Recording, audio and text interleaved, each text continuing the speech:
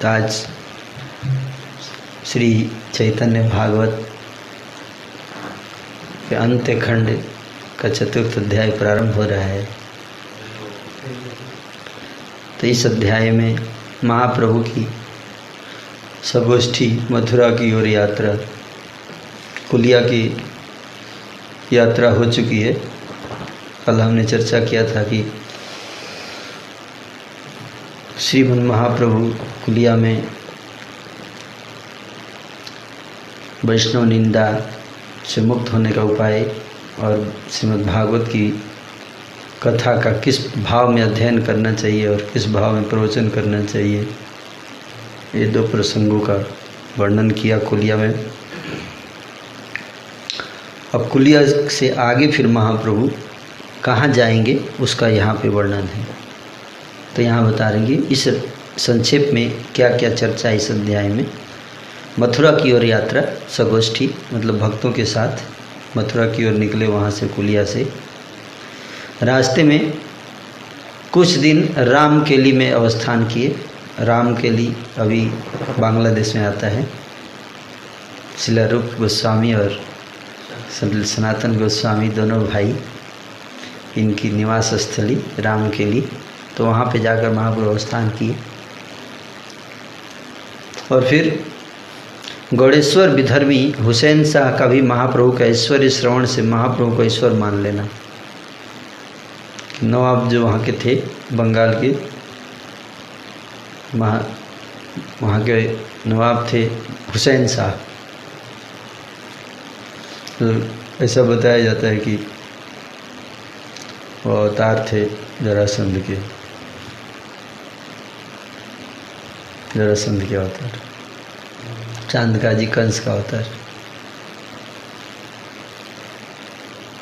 दो असुर तो आए थे चैतन्य लीला में, कंस और जरासंध। बाकी जगाई मधाई भी थे, दंतवक्र और शिशुपाल। दुर्योधन नहीं था सर, रेस्ट कर रहा होगा बहुत है नहीं। तो हुसैन साहब महाप्रभु के जब रामकेली से होकर गुजरेंगे तो उनके ऐश्वर्य का वर्णन जो है वो कुछ लोग जाकर हुसैन साहब को सुनाएंगे। उसको सुनकर हुसैन शाह जो थे उनके मन में ये आ गया कि ये कोई व्यक्ति नहीं है, ये ईश्वर है। चैतन्य महाप्रभु राजा समझ गया कि ईश्वर है। फिर मथुरा की ओर अग्रसर न होकर रामकेली से ही महाप्रभु दक्षिण दिशा की ओर प्रभु का प्रत्यावर्तन, मतलब वहाँ से वैसे तो ऐसा महाप्रभु ने कहा था कि वो वृंदावन जा रहे हैं मथुरा, लेकिन रामकेली एक्चुअली गए थे।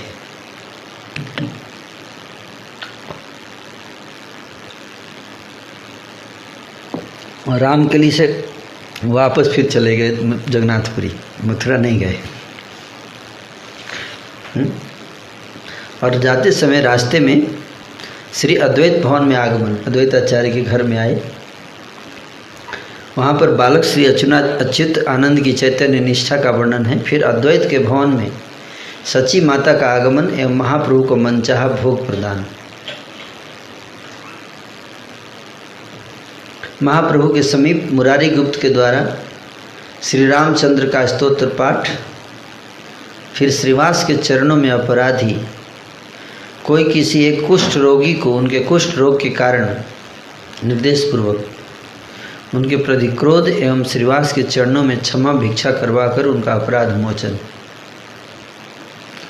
फिर सपार्षद महाप्रभु को लेकर श्री अद्वैत आचार्य के द्वारा श्री माधवेंद्रपुरी की का तिथि पूजा संकीर्तन महामहोत्सव प्रभृति विषय वर्णित हुए हैं। तो इन सारी लीलाओं का वर्णन इस अध्याय में है जो अभी मैंने बताया।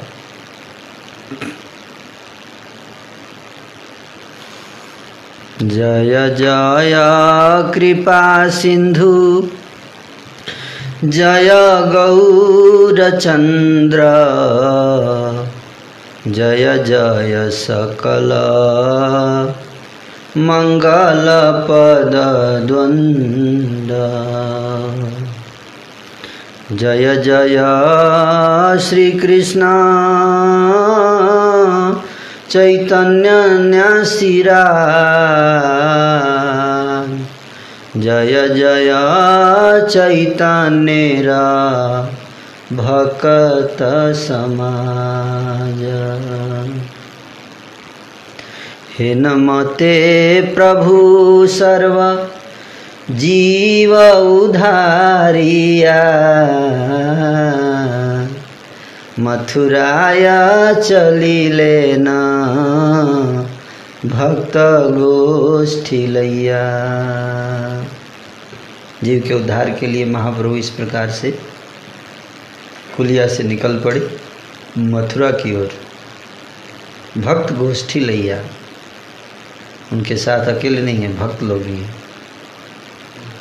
भक्तों के साथ।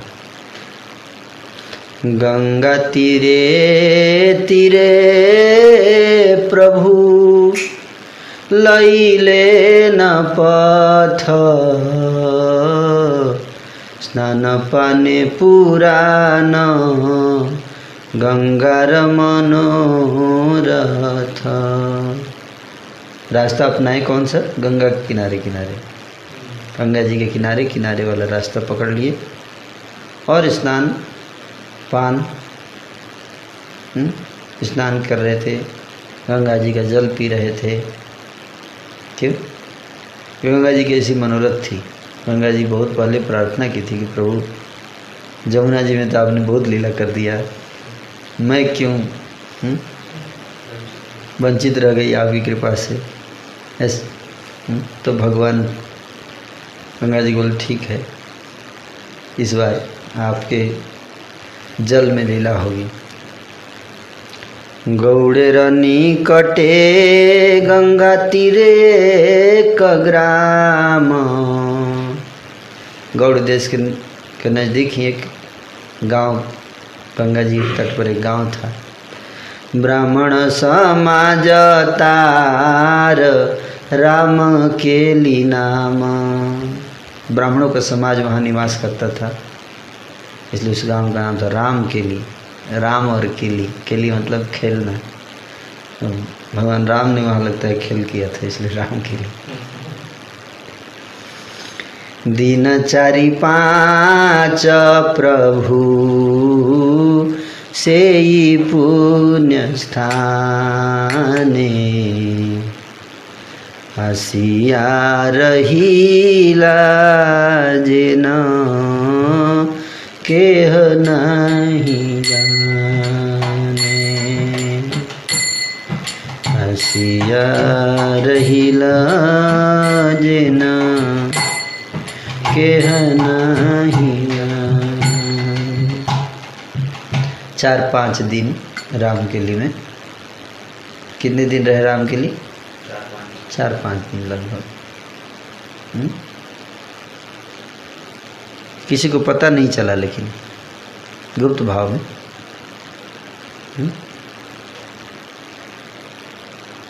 रामकेली में गुप्त भाव में रहे।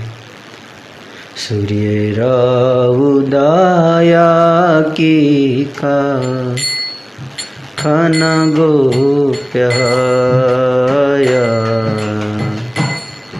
सर्वलोक सुनीले न चैतन्य विजय। सर्वलोक देखीते ऐसे हर्ष माने। स्त्री बालक वृद्ध आदि सजन दुर्जाने। निरवधि प्रभुर आवेशमय अंग। प्रेम भक्ति बिना यार नाही को नरंग। हुंकार गर्जना कंप पुलक क्रंदन निरंतरा छाड़प घन घन निरवधि भक्तगणे करे न कीर्तन तिलार्धे को अन्य कर्म नहीं कौन हे न से क्रंदना प्रभु करे न डाकिया लोके सुन क्रोसे करे पथे ते थकिया यद्यपि भक्ति रसे अज्ञ सर्वालोका तथापि प्रभु देखी सबर संतोष हरि बोल हरि बोल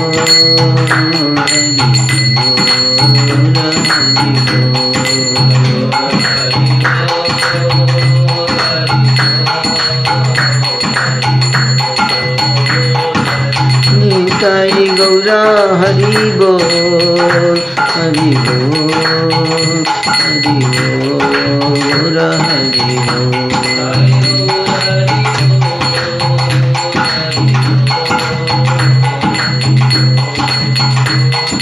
निताई गौरा हरि बोल हरि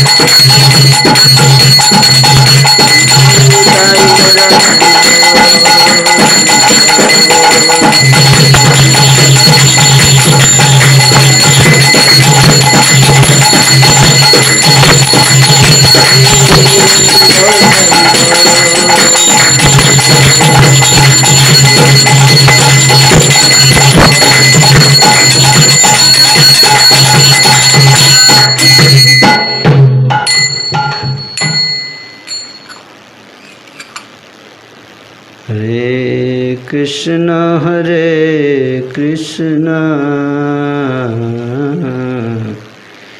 कृष्ण कृष्ण हरे हरे हरे राम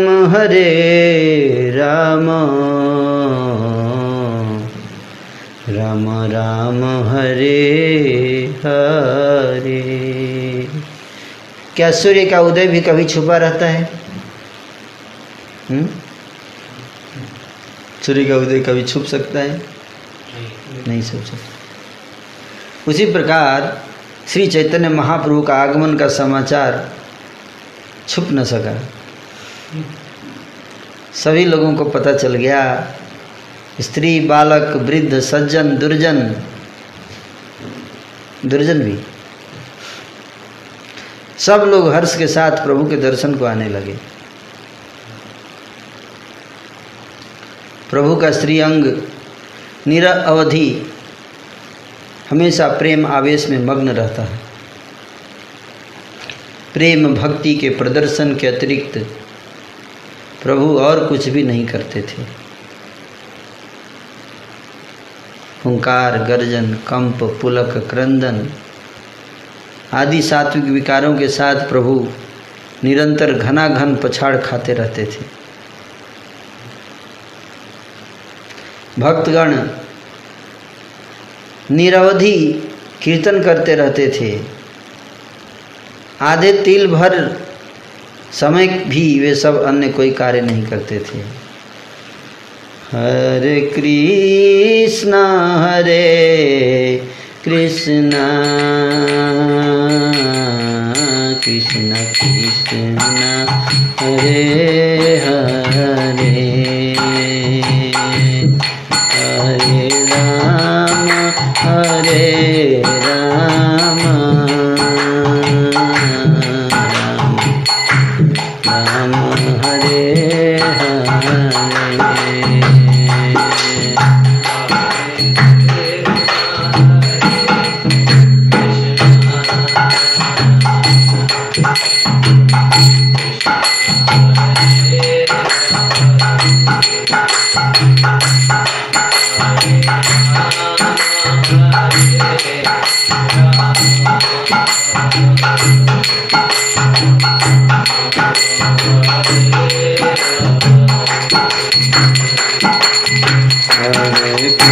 कृष्ण हरे कृष्ण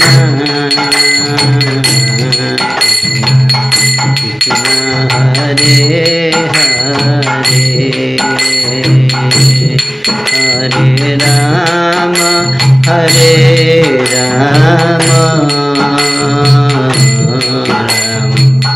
राम हरे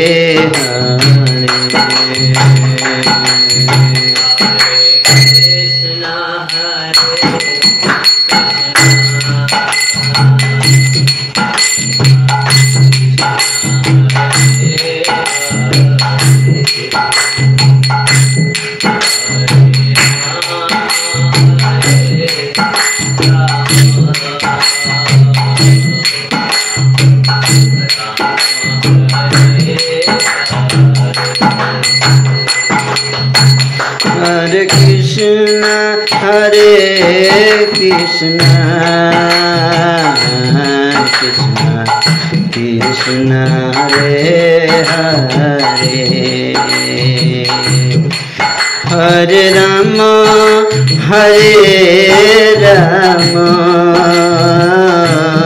राम हरे हरे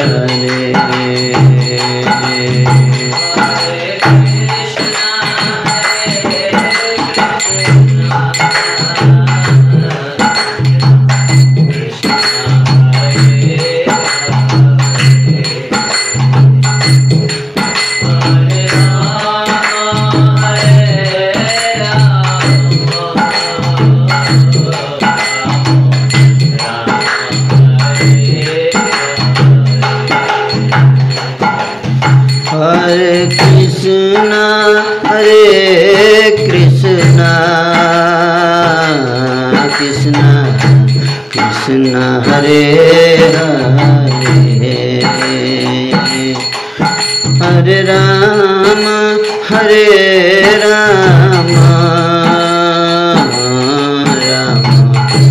राम हरे हरे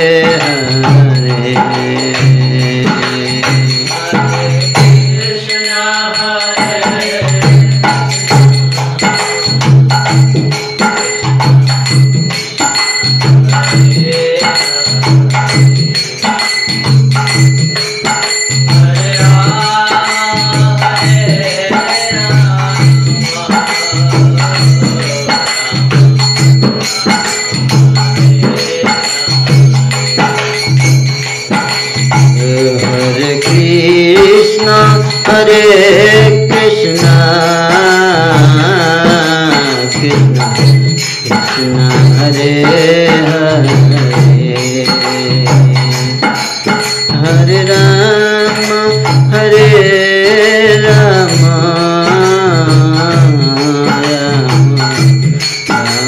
हरे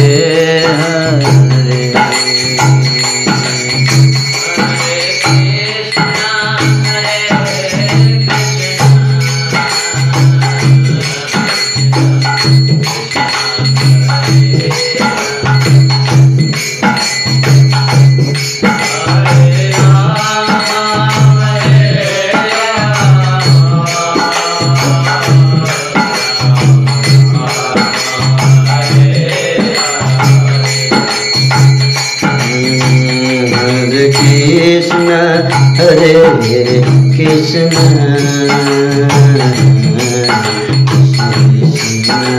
हरे हरे हरे राम राम हरे हरे।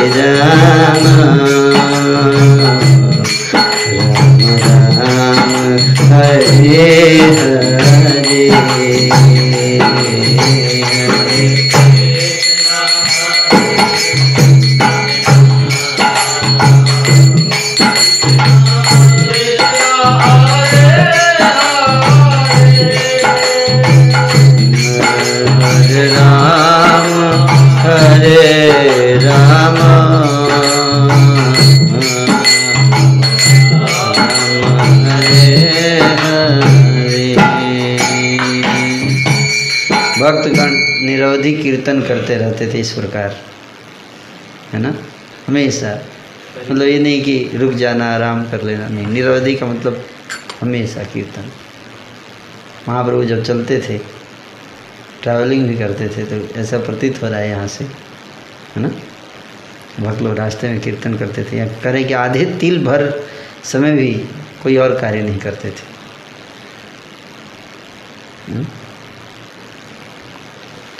प्रभु पुकार पुकार कर ऐसे क्रंदन करते थे कि एक कोस रास्ता के दूर से भी लोगों को सुनाई देता था।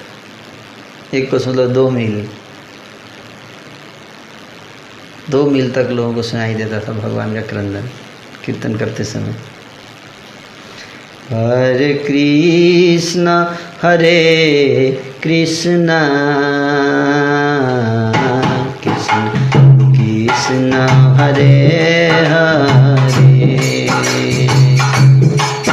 हरे राम राम राम हरे हरे।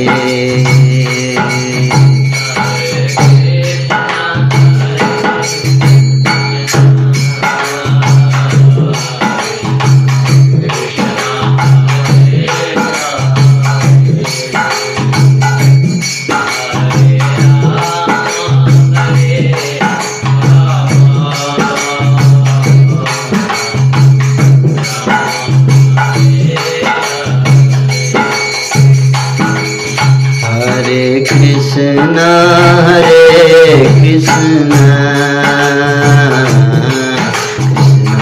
कृष्ण हरे हरे हरे राम राम राम हरे हरे।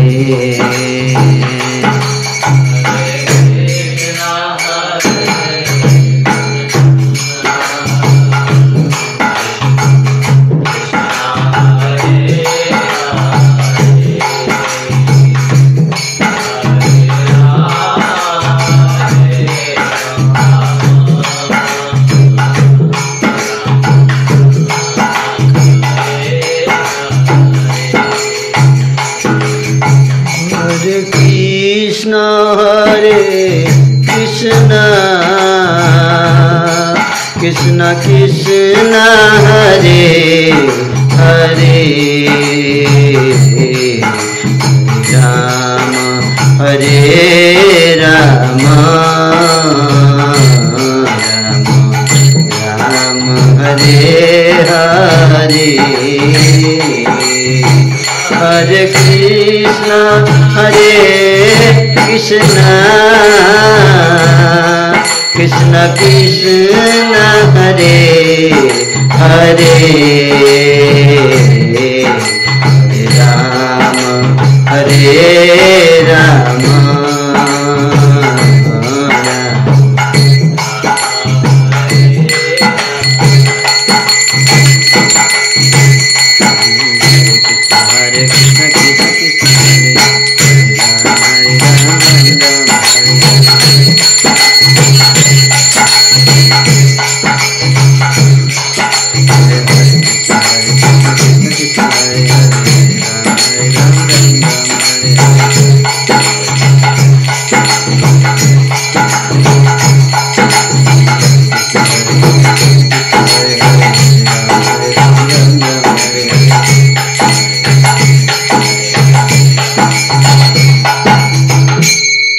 दूरे था कि सर्वलोके दंडवत करी। 2 मील 2 कोस की दूरी से, मतलब 4 मील, 1 कोस की दूरी से, मतलब 2 मील डिस्टेंस से लोगों को चैतन्य महाप्रभु का क्रंदन सुनाई देता था। हमारा तो मृदंग का व्यवहार 2 मील नहीं जाएगा। बोला बोला बोला प्रभु बोले बाहुतुली, विशेष बोले न सब है कुतूहली। सुन मात्र प्रभु हरि नामे लोक मुखे, विशेष उल्लास बाढ़े प्रेमानंद सुखे। जवने ओ दूरी था कि करे नमस्कार, हे न गौर चंद्र कारुण्य अवतार। मुसलमान लोग भी 2 से नमस्कार करते थे। हे न से आनंद, हे न से आनंद। कितना आनंद था, हैं? कैसा आनंद हुआ। प्रकाशे न गौर राय, जवने वो बोले हरि अनेर किदाय। ऐसा आनंद प्रकाशित किया कि दूसरे का क्या कहा जाए, मुसलमान भी हरि हरि बोलने लगे। बहुत टफ है, बहुत टफ काम है, हैं? बहुत टफ काम। मुसलमान लोगों से हरि बुलवाना बहुत टफ काम है, लेकिन महाप्रभु का ऐसा प्रकाश है। तिलार्धे को प्रभुरा नहीं को अन्य कर्म, तिलार्धे का प्रभुरा नहीं का अन्य कर्म। निरंतर लो जाए संकीर्तन धर्म। एक तिल, आधे तिल भर समय के लिए भी प्रभु कुछ और नहीं करते थे, केवल निरंतर संकीर्तन धर्म का पालन करते थे। संकीर्तन, चारों ओर से लोग प्रभु के दर्शनों के लिए आ रहे थे। रामकेली की चर्चा चल रही है। रामकेली पहुँचे हैं महाप्रभु। दर्शन करने पर किसी का भी लौट जाने को मन नहीं करता था। सब मिलकर आनंद के साथ हरिध्वनि कर रहे थे। चारों ओर से निरंतर और कुछ सुनाई नहीं दे रहा था। परम दुर्वार, तो इतना कोलाहल, इतना आवाज़, इतनी महिमा फैल गई, महाप्रभु का आकर्षण इतना ज़्यादा हो गया पूरे क्षेत्र में। चारों तरफ श्री चैतन्य महाप्रभु की जय, श्री चैतन्य महाप्रभु की जय, हरि बोल यही चल रहा था पूरे राज्य में, जिधर देखो उधर। तो फिर क्या हुआ? नेचुरली परम दुर्वार यवन राज निकट में ही रहा करता था। यवन राज नवाब हुसैन शाह। फिर भी कोई भी भयभीत नहीं था। इसका मतलब इससे पहले भयभीत रहते थे लोग। महाप्रभु के आने से पहले हिंदू लोग भयभीत रहते थे। तो ये देखिए वृंदावन दास ठाकुर जी इसका वर्णन कर रहे हैं। इसका मतलब जो इस्लामिक जो थ्रेट है वो गलत नहीं था, ये सत्य बात है। तो वृंदावन दास ठाकुर उस समय के कवि हैं, वर्णन कर रहे हैं। लोग भयभीत रहते थे, लेकिन जब महाप्रभु आ गए संकीर्तन करने, उस समय कोई भयभीत नहीं था, सब भय दूर हो गया। लेकिन उससे पहले तो भय रहता था हिंदुओं के अंदर। संकीर्तन नहीं कर सकते थे खुलेआम। समय ऐसा प्रतीत होता है यहाँ से कि सबका दुख, शोक, गृह कर्म सब कुछ भूल गए लोग। सारे दुख भूल गए, सारे शोक भूल गए, और यहाँ तक कि अपने घर के कर्म काज भी भूल गए, है ना। और सब लोग निर्भीक होकर, निर्भीक हृदय से हरि हरि कहने लगे।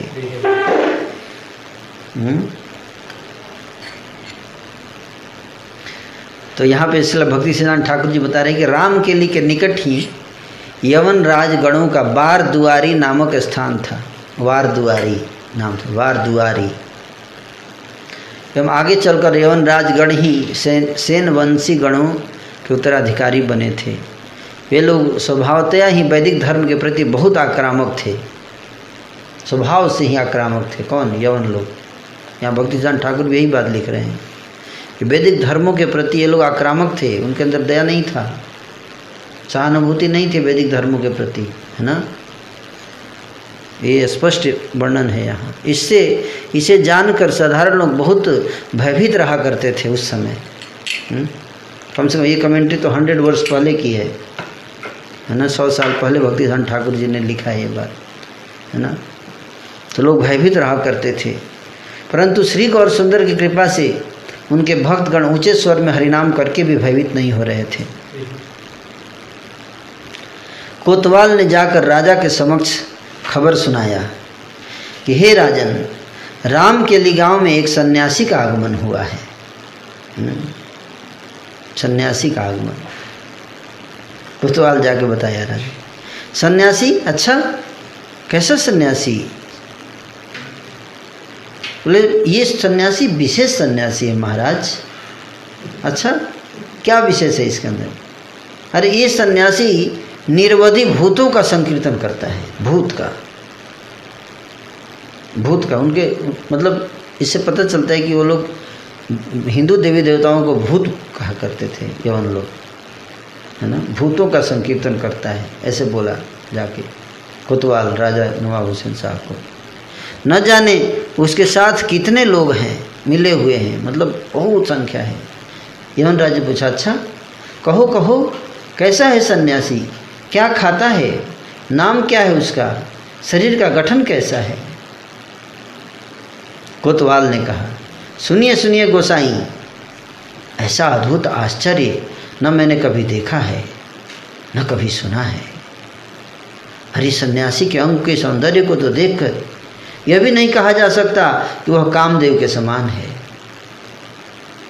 मतलब कामदेव से भी सुंदर है, सौंदर्य को देखा जाए तो। अजानुलंबित भुजाएं हैं, सुगंभीर नाभि और कनक कांति से भी बढ़कर आभा में उनका प्रकांड शरीर है। शेर के समान गर्दन, हाथी के समान कंधे और कमल के समान नयन, श्रीमुख वाले उनके समान करोड़ों चंद्रमा भी नहीं है। उनका अधर सुरंग है, मुक्ता से भी बढ़कर दंत हैं, भ्रूभंगी पतन जैसे काम के सरासन बाण हैं, मतलब भाव हैं, वही जैसे कामदेव बाण छोड़ रहे हैं उससे, हैं। सुंदर सुगठित वक्ष पर चंदन का लेप है। महान कटी तट में गैरिक वसन शोभा पा रहा है। चरण जुगल अरुण कमल हैं। कोतवाल का वर्णन है। कोतवाल का जीवन सार्थक हो गया। आजानु जिनी सन्यासी रस शरीरे सौंदर्य देखीते कामदेव समाहे न पारी बोलीते जिनिया कनक कांति प्रकांड शरीर जिनिया कनक कांति प्रकांड शरीर अजानु लंबित भुज नभि सुगभीर। गाइए। सिंह ग्रीवा गज स्कंद कमल नयन कोटि चंद्र से मुखेर न करी समान सुरंग अधर मुक्त जिनिया दसन कम सरासन जेना भ्रूभंगी पतन सुंदर स्तुति नवक्षे लेपिता चंदन महाकोटि तटे शोभे अरुणा बसना अरुणा कमल जेना चरण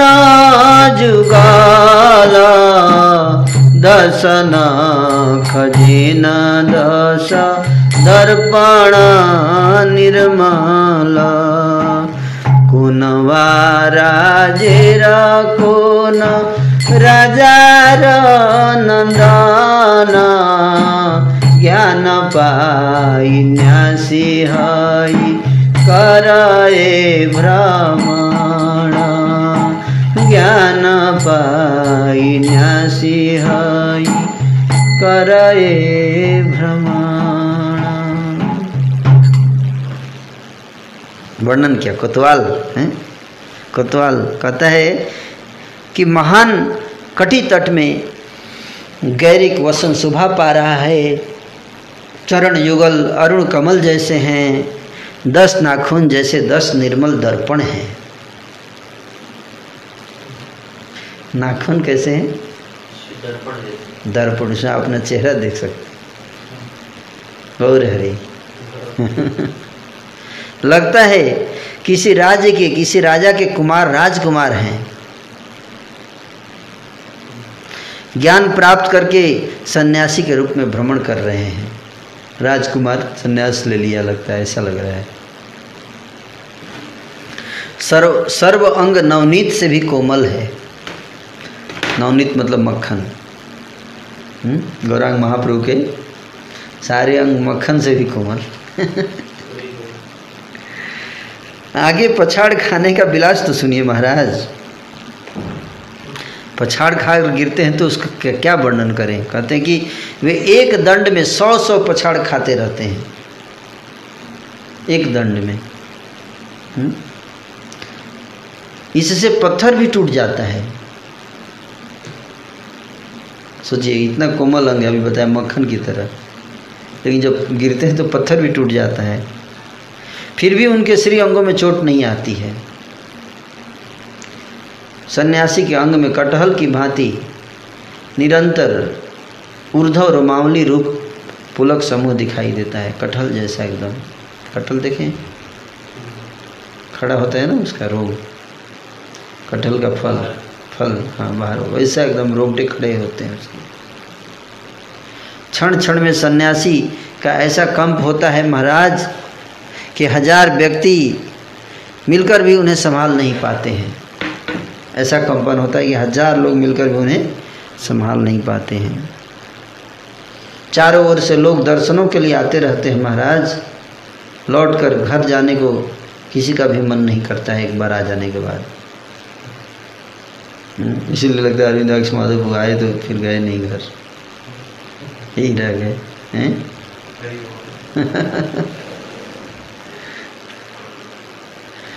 सही बोल रहा हूँ। पहले तो आ नहीं रहे थे, है ना? एक बार आए लेकिन तो फिर तो रह ही गए। कोतवाल कहता है कि महाराज मैंने बहुत से सन्यासी योगी और ज्ञानियों को देखा है। ये क्या है? अच्छा, कहाँ से लाए? ओह, किंतु ऐसा अद्भुत सन्यासी न कभी देखा है महाराज, न सुना है। हे महाराज, मैंने आपको सारा वृतांत बता दिया है। इस महापुरुष के आगमन से देश धन्य हो गया है। ये सन्यासी तो न खाते हैं, न किसी से कुछ लेते हैं, न ही किसी से कुछ संभाषण ही करते हैं। 24 घंटे केवल कीर्तन के विलास में मग्न रहते हैं महाराज।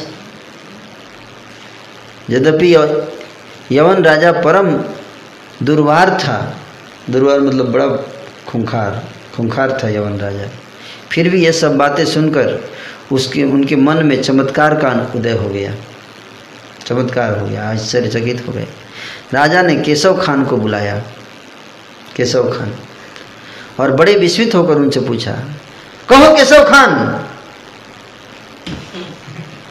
श्री कृष्ण चैतन्य जिनका नाम है उनके बारे में तुम्हारा क्या विचार है? केशव खान मतलब हिंदू होगा, बैकग्राउंड का टाइटल खान लग गया होगा, केशव खान।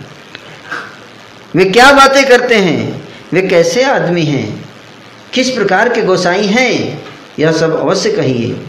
चारों ओर से लोग उन्हें देखने के लिए क्यों आते हैं, सारी बातें हमें खुलकर बताइए। परम सज्जन केशव खान, वरुण खान।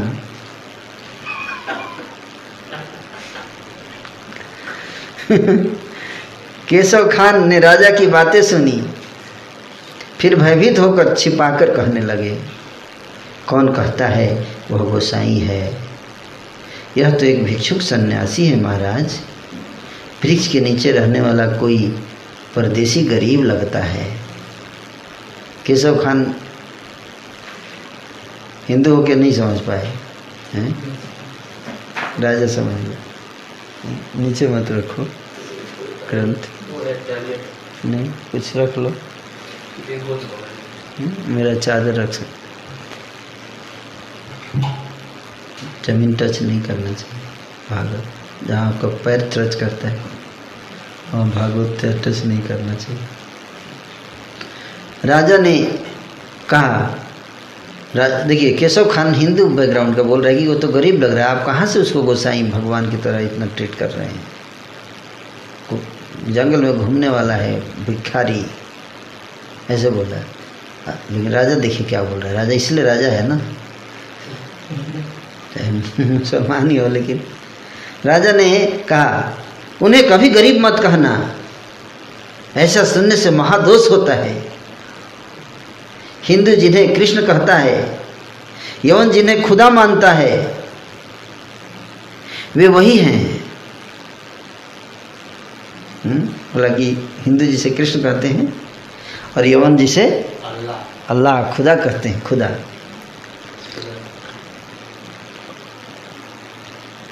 राजा बोले ये वही है। पहचान गया। सभी लोगों को यह निश्चित रूप से समझ लेना चाहिए, मेरी आज्ञा केवल मेरे राज्य में चलती है। मेरी आज्ञा केवल मेरे राज्य में चलती है, पर उनकी आज्ञा सभी देशों में सिर उधारे है। मेरे इस अपने राज्य में ही कितने लोग हैं जो मन ही मन मेरा बुरा होने की सोच रहे हैं। यदि वे ईश्वर नहीं हैं तो सभी देशों के लोग बिना स्वार्थ के मन, वाणी और कर्म से उनका भजन क्यों कर रहे हैं? अगर ईश्वर नहीं है तो बिना स्वार्थ के लोग उनका भजन क्यों कर रहे हैं इतना ज़्यादा? साधारण आदमी का तो भजन, मैं तो इतना पावरफुल आदमी हूँ फिर भी लोग मेरे पॉलिटिक्स करते रहते हैं मेरे से।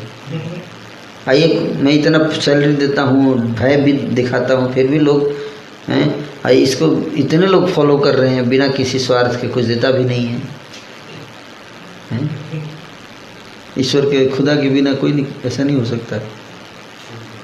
ये पॉइंट बोला, पकड़ लिया उसने बात।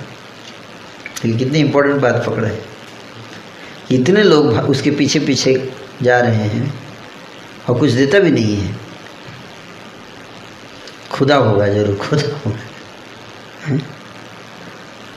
यदि आज मैं 6 महीने वेतन देना बंद कर दूं, 6 महीने लॉकडाउन में, तो नौकर चाकर आपस में अनेक प्रकार की जुक्तियां करेंगे, पॉलिटिक्स।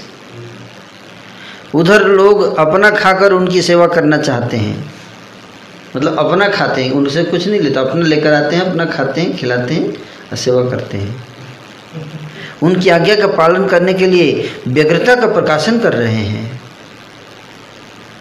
अतः यह सत्य जान लेना कि वे ईश्वर हैं, उन्हें कभी गरीब मत कहना। राजा नवाब हुसैन साहब बोले। भाष्य सुनिए। महाप्रभु दर्शन में संदेह उपस्थित हो जाने के कारण यवनराज ने केशव खान नाम के किसी एक कर्मचारी से प्रभु के बारे में प्रश्न पूछा। इसके उत्तर में केशव ने कहा, महाप्रभु तो एक परदेसी हैं और गरीब हैं। इसके उत्तर में हुसैन शाह ने कहा, यदि मैं कर्मचारियों का 6 महीने का वेतन बंद कर दूं तो वे सब मेरे प्रति अनुरागी नहीं रहेंगे। अनुराग इनका वेतन तक ही है। परंतु यहाँ मैं देख रहा हूँ कि महाप्रभु के सेवकगण बिना वेतन के ही अपना भोजन और आच्छादन संग्रह करके उनकी सेवा एवं आज्ञा का पालन करने के लिए व्यग्रता का प्रकाशन कर रहे हैं, कुछ नहीं देते हैं। हमारे राज्य में हमारा हुक्म माना जाता है, परंतु उनके परदेशी होने पर भी मेरे राज्य में ही उनकी आज्ञा का पालन सभी कर रहे हैं। राज्य मेरा है, लोग उसकी आज्ञा का पालन कर रहे हैं। राजा ने कहा, मैं सबसे यह कह दे रहा हूँ कि कोई उनके साथ उपद्रव ना करे। मैं बोल दिया कि उनको डिस्टर्ब नहीं करने का, उनको जैसे करना है करने दो। अच्छी बात है ना, पहचान गया। जहाँ उनकी रहने की इच्छा हो वहीं रहें और अपने शास्त्र अनुसार व्यवहार करें। राजा ने कर दिया। सभी लोगों को लेकर आनंद के साथ कीर्तन करें, एकांत में रहें या जहाँ इच्छा हो वहाँ रहें। काजी हो या कोतवाल हो या कोई हो, उन्हें कुछ मत बोलो। किसी से कुछ कहा तो उसे जान से मार डालूंगा। राजा बोला, जान से मार डालूंगा अगर उनको किसी ने कुछ कहा तो। यह आदेश प्रदान कर राजा भीतर चला गया। इस प्रकार से प्रभु श्री गौर सुंदर आनंदमयी लीलाओं का प्रकाशन करते रहे। गौर हरि। दोबारा आने की जरूरत है मुझे लगता है कुरान में।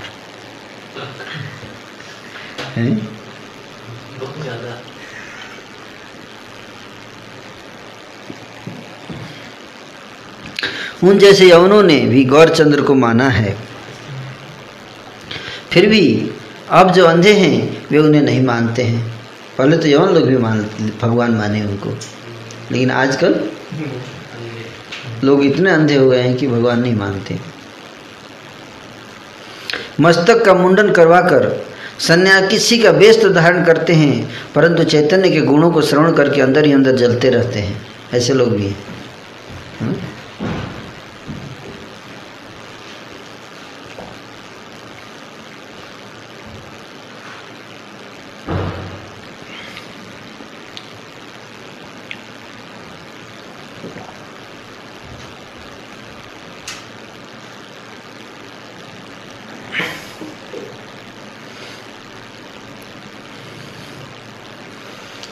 अनंत ब्रह्मांड जिनके यश से परिपूर्ण है, जिनके यश से अविद्या समूह सर्वतोभाव से चूर्ण हो जाता है, शेष रमा अज भव आदि जिनके यश में मत्त हैं, चारों वेद तत्व प्रकाश पूर्वक जिनके यश की महिमा का कीर्तन करते रहते हैं, इस प्रकार के श्री चैतन्य के यश से जिनको कष्ट होता है वे सभी दोषों की खान हैं, भले ही उनमें सभी गुण विद्यमान क्यों न हो। सभी प्रकार के गुणों से रहित व्यक्ति भी यदि श्री चैतन्य चरण का स्मरण करता है तो वह वैकुंठ लोक को चला जाता है। सब दोष हैं उसके अंदर, लेकिन अगर वो श्री चैतन्य चंद्र के चरण का स्मरण करता है तो सारे दोषों से मुक्त होकर वैकुंठ चला जाता है। अरे भाई सुनिए, हैं, सुनिए ध्यान से, शेष खंड की कथा सुनिए।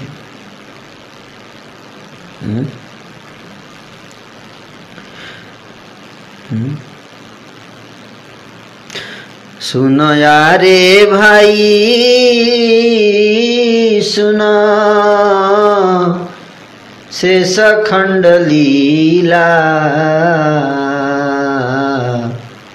जे रूपे खेलीला कृष्ण संकीर्तन खेला। भाई सुनिए शेष खंड की लीला, किस प्रकार से कृष्ण ने संकीर्तन खेल खेला।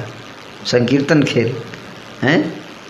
तो आज हम लोग चर्चा कर रहे थे कि बच्चों को कौन सा गेम हमें खेलवाना चाहिए, क्रिकेट या फुटबॉल, वॉलीबॉल हैं? स्कूल में नहीं तो बोर हो जाएंगे लड़के, है ना। कुछ खेल होना चाहिए उनके लिए, बच्चों के लिए। सबसे बढ़िया खेल क्या है? संकीर्तन खेला।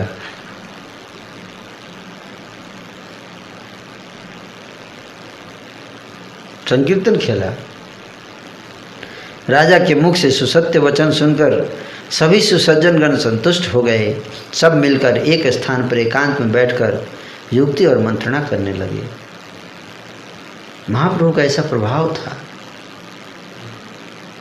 यवन राजा जिनसे हिंदू लोग थर थर कांपते थे, हैं, वो यवन राजा समझ गया ये तो भगवान है, ये भगवान है।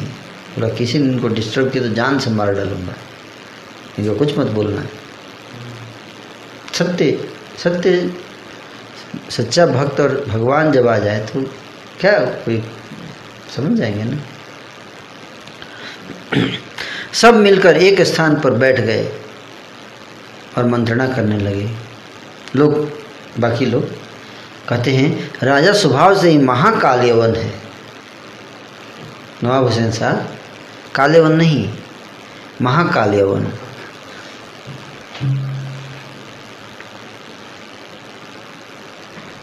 कहते हैं कि लोग चर्चा कर रहे हैं राजा में महातमोगुण की वृद्धि घनाघन होती है।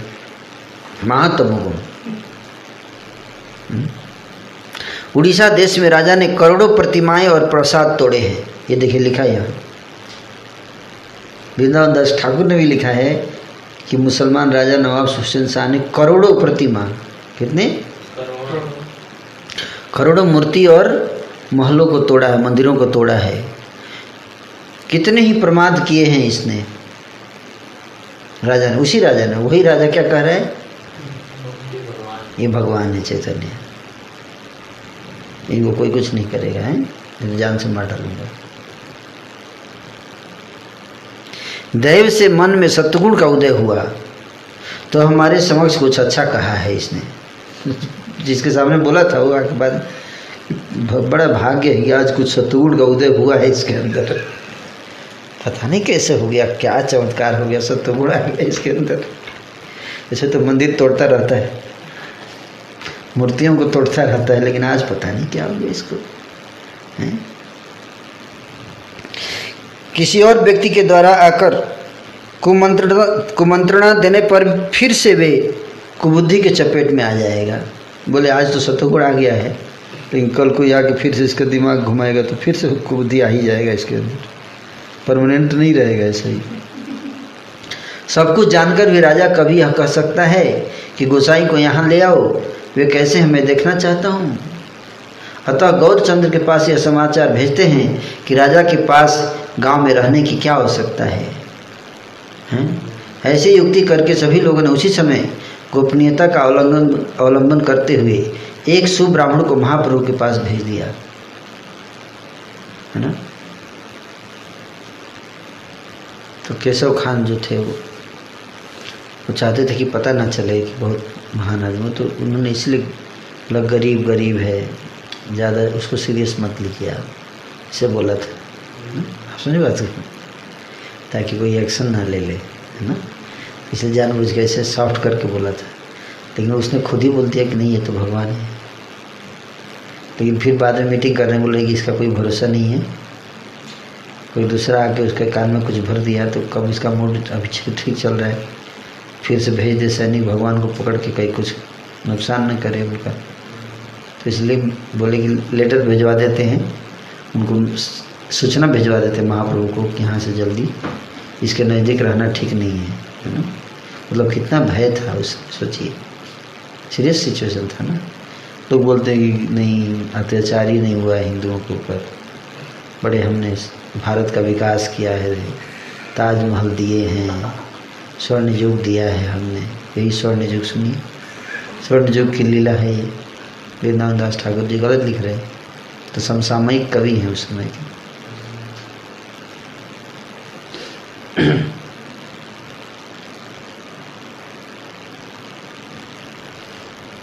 ऐसी युक्ति करके सभी लोगों ने एक गोपनीय पत्र भेजा महाप्रभु को। उधर निजी आनंद में उन्मत्त महाप्रभु हर क्षण प्रेम रस में निरवधि हुंकार और गर्जन कर रहे थे। लाखों करोड़ों लोग मिलकर हरिध्वनि कर रहे थे। सन्यासी शिरोमणि प्रभु उनके बीच में आनंद में नाच रहे थे। किसी भी क्षण किसी अन्य कार्य या अन्य कथा में रुचि नहीं थी। दिन रात केवल संकीर्तन कर रहे थे और करवा भी रहे थे। यह सब देखकर ब्राह्मण बड़ा विस्मित हुआ। जो लेटर लेकर आया था, सूचना लेकर आया था, बड़ा विस्मित हुआ।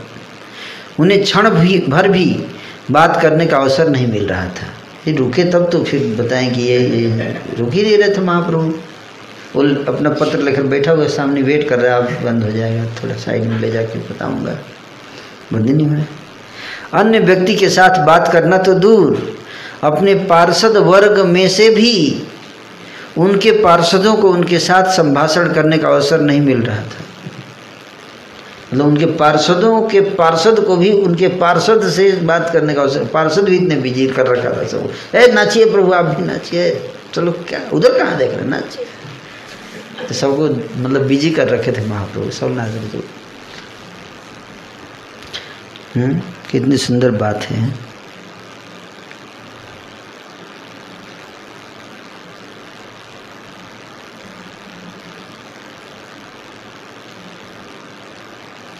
किबा दिवा किबा रात्रि किबा निज पर, किबा जल किबा स्थल कि ग्राम प्रांतर, किछु नहीं जाने प्रभु निज भक्ति रसे, अहर्निश निज प्रेम सिंधु माझे भासे। क्या दिन क्या रात, क्या अपना क्या पराया, क्या जल क्या स्थल, क्या ग्राम क्या प्रांत। जल में भी कीर्तन, स्थल में भी कीर्तन, हर जगह। निज भक्ति रस के कारण प्रभु को कुछ भी सुध नहीं थी। रात दिन प्रभु अपने प्रेम सिंधु में बह रहे थे। प्रभु के साथ वार्तालाप करने का अवसर न मिलने के कारण ब्राह्मण ने भक्त वर्ग के साथ वार्तालाप किया। तो इनके साथ तो मुश्किल है, कि भक्त को ही पकड़ के पहले उसी को समझाना पड़ेगा।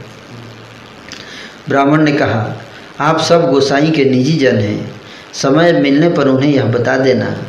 सभी ने मिलकर यह संदेश भेजा है कि राजा के पास गांव में रहने की क्या आवश्यकता है।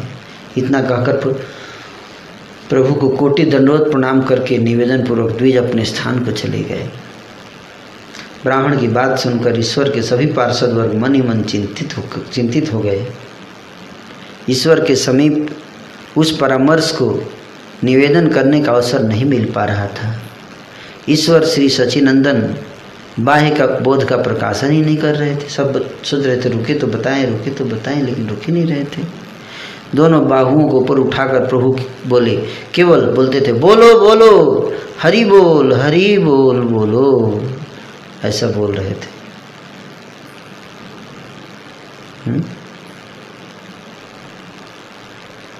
बोला बोला हरि बोला, हरि बोला बोला,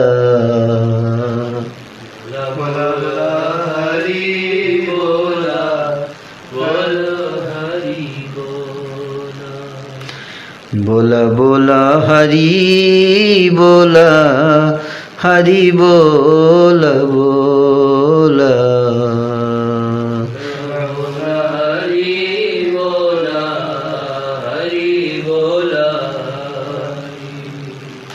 हरि बोल बोली। এই মাত্র বলে প্রভু দুই বাহ তুলি, চতুর্দিকে মহানন্দে কোটি কোটি লোক, তাল দিয়া হরি বলে परम कौतुक। जार सेवकेर नाम करिले स्मरण, सर्वविघ्न दूर हए खंडय बंधन।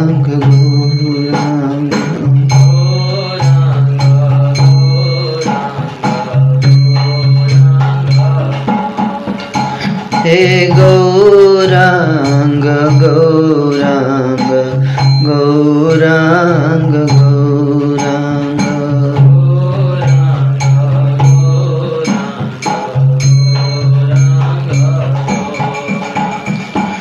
गौरांग गौरांग गौरांग गौरांग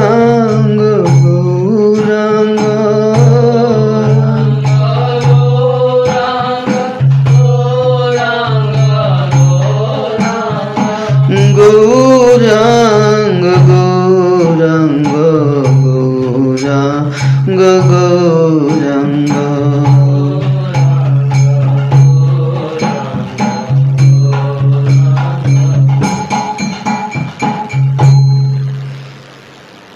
जिनकी शक्ति से जीव सामर्थ्यवान होकर चलता फिरता रहता है, वेद जिन्हें नित्य शुद्ध परम ब्रह्म कहता है, कौन है? गौरांग। जिनकी माया के कारण जीव अपने आप को भूलकर बद्ध अवस्था में संसार की वासनाओं को प्राप्त कर रहा है, वे प्रभु स्वयं सभी जीवों का उद्धार करने के लिए भक्ति रस अवलंबन पूर्वक पृथ्वी पर अवतीर्ण हुए हैं।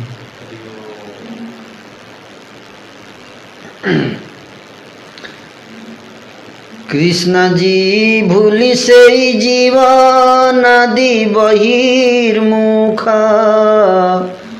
अतएव माया तारे दे संसार दुख।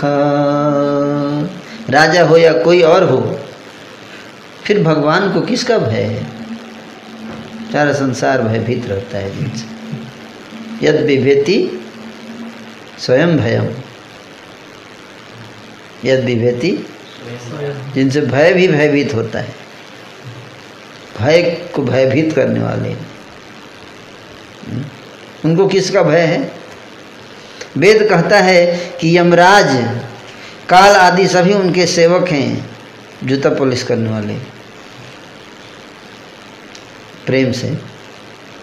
सर्वलोक चूड़ामणि श्री सचिनंदन सभी को लेकर स्वच्छंद संकीर्तन कर रहे थे। यद भयात वाति वातोयम सूर्यस्तपति यद भयात दह्यति अग्नि वर्षतिद्रो मृत्युश्चरति पंचमः। सर्वे वयं जन्नियमं प्रपन्ना ब्रह्मादयो जेन वशं प्रणीता। जिनके भय से सूर्य तपता है, अग्नि जलती है, वायु बहती है, वैदिक शास्त्र ऐसा कहते हैं। उनके भय की बात तो दूर, उन्हें देखने के लिए चारों ओर से जितने भी लोग आए थे, उनमें से भी कोई भी राजा से भयभीत नहीं था। भगवान क्या भयभीत है? उनको देखने आए वो भी भयभीत नहीं थे उस दिन। प्रभु ने सबको ऐसा ही आनंद प्रदान किया था। यद्यपि सभी लोग परम अज्ञानी थे, फिर भी चैतन्य भगवान को देखकर सभी के शरीर में ऐसा आनंद उत्पन्न हुआ कि यम से भी वे सब भयभीत नहीं थे। राजा से क्या डरना? हालांकि लोग अज्ञानी थे, उनको फिलॉसफी कुछ नहीं पता था, लेकिन देखने मात्र से प्रेम, भगवान को केवल देखने से।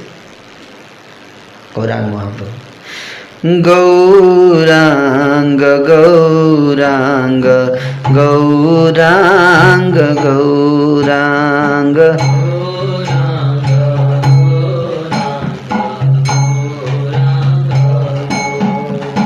हे गौरांग गौरांग गौरांग गौरांग।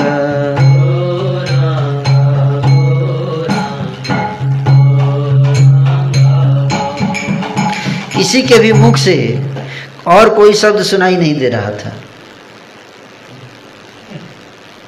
इस प्रकार से बैकुंठ के ईश्वर महाप्रभु सभी लोगों के साथ मिलकर संकीर्तन कर रहे थे। गौरांग गौरांग गौरांग गौरांग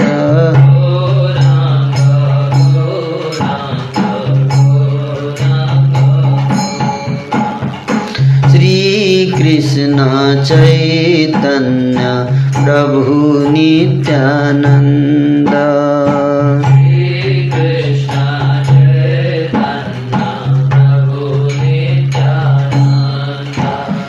श्री अद्वैत गदाधर श्रीवासादि गौर भक्त वृंद।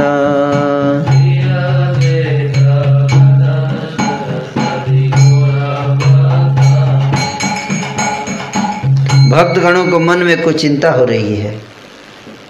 क्या चिंता हो रही है? उन्हें अंतर्यामी श्री सच्चिदानंद जान गए। भक्त लोग चिंतित हैं। भगवान को तो भय नहीं, भक्त थोड़ा चिंतित थे कि राजा जो है वो बदमाश है ना। थोड़ा हंसकर कुछ बाह्य ज्ञान का प्रकाशन करते हुए मायातीत होकर प्रभु कहने लगे। क्या कह रहे हैं सुनिए। भगवान कहते हैं, तुम सब मन ही मन भयभीत हो हैं? राजा मुझे देखने के लिए क्यों बुलाएंगे? मैं भी चाहता हूँ कि मुझे कोई मुझे चाहे, कोई मुझे चाहे, कोई मुझे देखना चाहे। मैं भी यही चाहता हूँ। भयभीत क्यों हो रहे हो? तुम सब इसमें भयभीत क्यों हो? राजा मुझे चाहता है तो मैं अपने आप जाऊँगा। फिर राजा क्यों कहेंगे कि वे मुझे चाहते हैं? राजा में क्या शक्ति है जो ऐसी बात बोले? यदि मैं राजा के मुख से बुलवाऊंगा तभी जाकर राजा कहेंगे कि वे मुझे चाहते हैं। तो मैं ही तो बुलवाता हूँ। राजा में क्या शक्ति है जो ऐसी बात बोले? मुझे देखने की शक्ति उनमें नहीं है। अनुसंधान करके भी वेद मुझे देख नहीं सकता। वेद ही नहीं देख सकता, राजा क्या देखेगा? देवर्षि, राजर्षि, सिद्ध, पुराण, भारत आदि मुझे ढूंढते रहते हैं परंतु कोई मुझे देख नहीं पाता। राजा कैसे देख लेगा?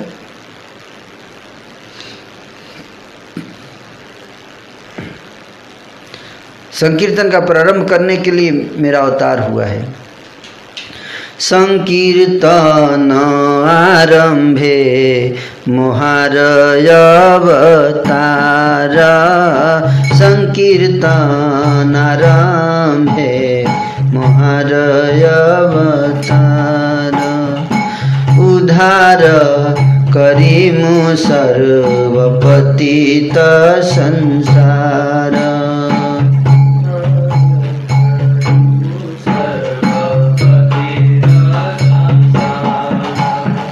हे दैत्य जवने मोरे कभू नहीं माने।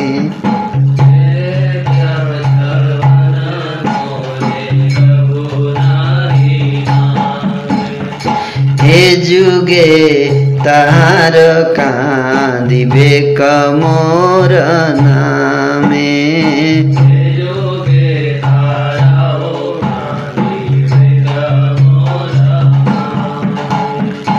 जते कय स्पृष्ट दुष्ट जवन चंडाल।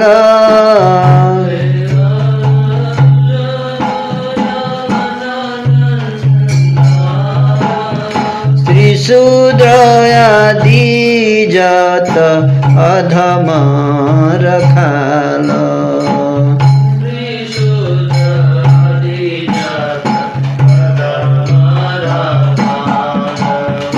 हेन भक्ति जोग दीमु हे जुगे सवारे।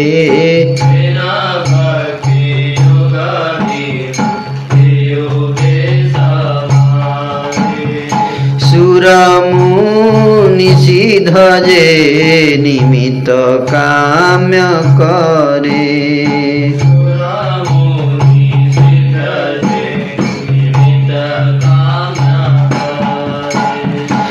विद्या धन कुल ज्ञान तपस्या रम दे।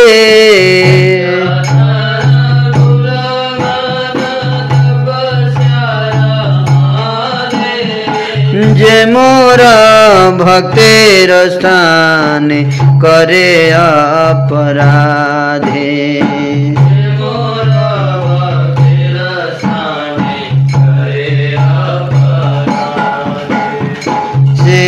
सब जन हईबे ए जुगे वंचित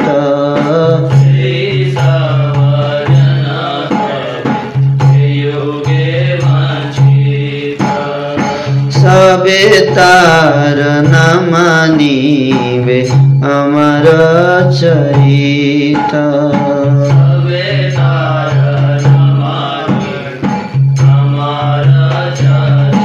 संकीर्तन का प्रारंभ करके मेरा अवतार हुआ है। मैं सारे पतित संसार का उद्धार करूंगा करूंगा करूंगा। जिन दैत्यों और जवनों ने मुझे कभी स्वीकार नहीं किया है, इस युग में वे सब मेरे नाम से क्रंदन करेंगे। कौन?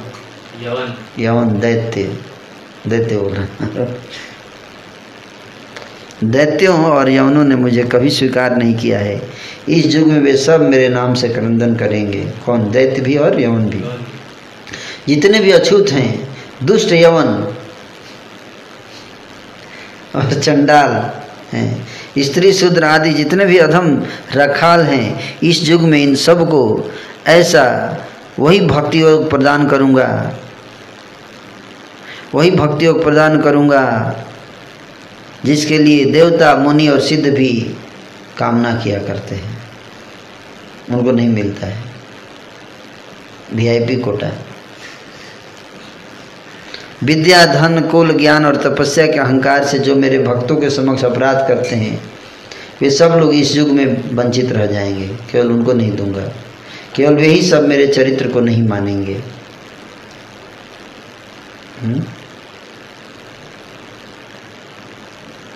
पृथ्वी पर जितने भी देश और गांव हैं, सर्वत्र मेरे नाम का संचारण होगा। पृथ्वी पर्यंत जत आछे देश ग्राम, पृथ्वी पर्यंत यत आछे देश सर्वत्र संचार हईबे मोर नाम।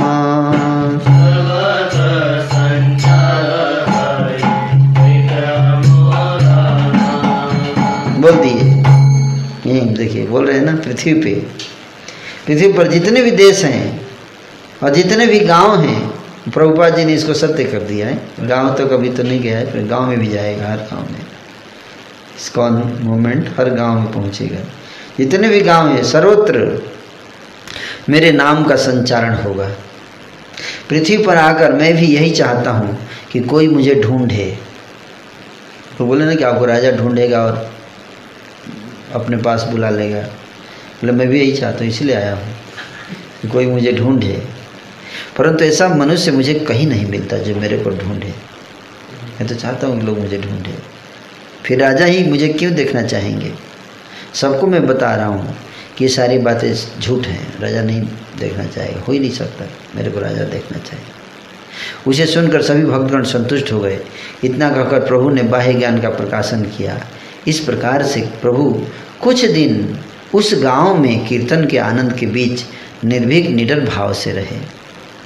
ईश्वर की इच्छा, कुछ समझने की शक्ति किसमें है। प्रभु राम के लिए से मथुरा को जाने वाले थे, परंतु मथुरा को न जाकर फिर एक बार लौट आए, फिर वापस आ गए। सभी भक्तगणों के समक्ष प्रभु ने कहा कि जहाँ नीलाचल चंद्र विराजमान हैं, मैं वहाँ जाऊँगा। इतना कहकर स्वतंत्र परमानंद राय कीर्तन लीला में निमग्न होकर दक्षिण दिशा की ओर चलने लगे। अपने आनंद में गंगा के किनारे चलते चलते कुछ ही दिनों में प्रभु श्री अद्वैत आचार्य जी के मंदिर में आ पहुँचे। पुत्र की महिमा देखकर अद्वैत आचार्य सभी कार्यों को छोड़ आविष्ट होकर विराजित थे। उसी समय भगवान श्री गौरचंद्र अद्वैत के घर में आकर अधिष्ठित हुए। जिस कारण पुत्र के संग से अद्वैत आविष्ट थे, वो कथा बड़ी ही अद्भुत है। उस कथा को मैं कह रहा हूँ, आनंद से सुनिए। अद्वैताचार्य प्रेम में आविष्ट थे। जब महाप्रभु पहुँचे तो क्यों? क्योंकि पुत्र ने कोई, उनका पुत्र जो अच्युतानंद जी थे वो कुछ अजीब लीला कर दिए थे। उस लीला को सुनकर आविष्ट थे प्रेम में। कौन? अद्वैत आचार्य जी। बेटे की लीला, छोटा बालक था, कुछ ऐसा लीला कर दिया अद्वैत आचार्य जी प्रेम में आविष्ट हो गए। क्या लीला था सुनिए। जगत में विदित श्री अच्युतानंद नामक अद्वैत का एक योग्य पुत्र वैसा ही था जैसा होना चाहिए। तो सारे गृहस्थ डिवोटी जो सुन रहे हैं, आप देखिए अपने पुत्र को इस तरह से ट्रेनिंग देना चाहिए हम सबको। अच्युतानंद आप सारे पुत्रों के आइडियल है। तो दैव अनुसार एक उत्तम सन्यासी अद्वैत आचार्य के पास आए। एक दिन कोई उत्तम सन्यासी आए थे अद्वैत आचार्य जी के पास।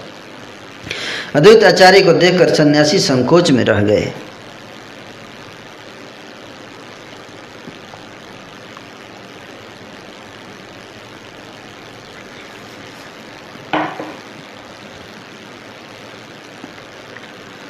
आचार्य ने सन्यासी को नमस्कार किया और उन्हें बिठाया। श्री अद्वैत ने कहा, गोसाई भिक्षा ग्रहण कीजिए। सन्यासी ने कहा, जो मैं चाहता हूं वही भिक्षा दीजिए।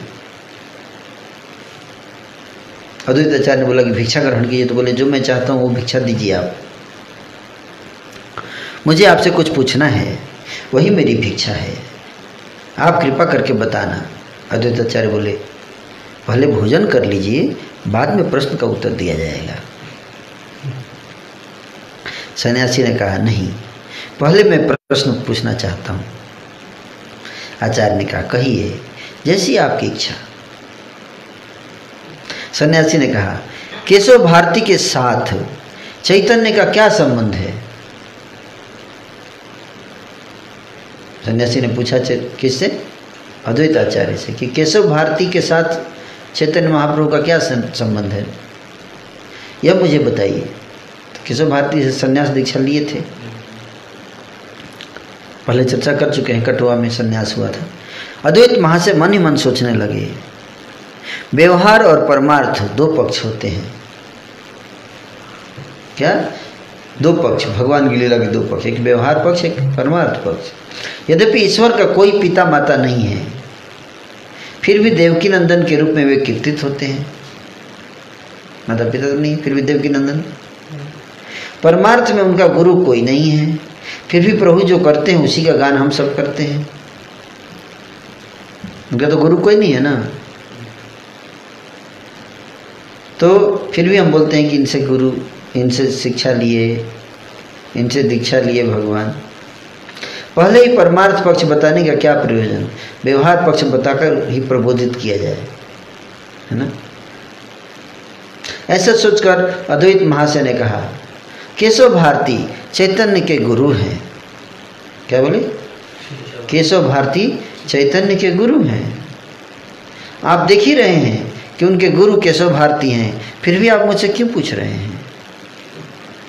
आपको नहीं पता कि चैतन्य के गुरु हैं केशव भारती? क्यों पूछ रहे हैं इतनी छोटी सी बात? ये तो इस्कॉन का हर डिवोटी जानता है। अद्वैत केवल इतना ही कह पाए थे, इतना ही बोले थे कि आपको नहीं पता कि अद्वैत के गुरु, चैतन्य के गुरु हैं केशव भारती, इतना ही बोले थे बस। कि उसी क्षण अच्युतानंद दौड़ते हुए उस स्थान पर आ गए। इतना छोटा बालक दौड़ते हुए आया गुस्से में। 5 साल का मधुर सुंदर दिगंबर बालक, दिगंबर मतलब समझ लीजिए, दिशाएं ही जिसका अंबर, मतलब कपड़ा, मतलब नंगा, लोग नहीं समझेंगे इसलिए बोलना पड़े, कई लोग जानते नहीं। दिगंबर मतलब समझ जाइए, है ना। सारा अंग खेल खेलने से धूल भर, मतलब खेल रहे होंगे, जैसे इस कान में सुनाई दिया कि पिताजी ने बोल दिया कि केशव भारती चैतन्य के गुरु हैं। खेल रहे थे, बहुत सीरियस हो गए, तुरंत भागते हुए आए ऐसे, है ना। स्कंद से अभिन्न वह बालक सर्वांग सुंदर था। बालक सर्वज्ञ, परम भक्त और सर्वशक्ति से पूरित था। चैतन्य के गुरु है केशव भारती। यह बात सुनकर बालक क्रोध के आवेग में, किंतु हंस हंस कर कुछ कहने लगा। क्रोध था, लेकिन क्रोध में हंस रहा था। ये दिव्य बात है। क्रोध था लेकिन हंस के बोल रहा। क्या बोल रहा था? आपने क्या कहा पिताजी? क्या कहा आपने? क्या कहा आपने? फिर से कहिए तो। हैं? भारती चैतन्य के गुरु हैं, यह आपका विचार है, यह आपका विचार है। समझ में नहीं आता। किस साहस से आप ऐसा वचन जीवा पर लाए हैं? आपकी साहस कैसे हुआ, हिम्मत कैसे हुआ ऐसे कहने का पिताजी को? आपकी जिह्वा से जब इस प्रकार का वचन उच्चारित हुआ है तो लगता है कि अब कलयुग का आगमन हो गया है, कलयुग आ गया है। नहीं तो आपकी जिह्वा से ऐसे कैसे आ जाएगा? आप भी कलयुग के प्रभाव से आप प्रभावित हो गए। अथवा चैतन्य की माया परम दुस्तर है, जिससे ब्रह्मा शिव आदि भी मोहित हो जाते हैं। समझ गया हूँ, समझ गया हूँ। विष्णु माया से आप प्रभावित हो गए हैं।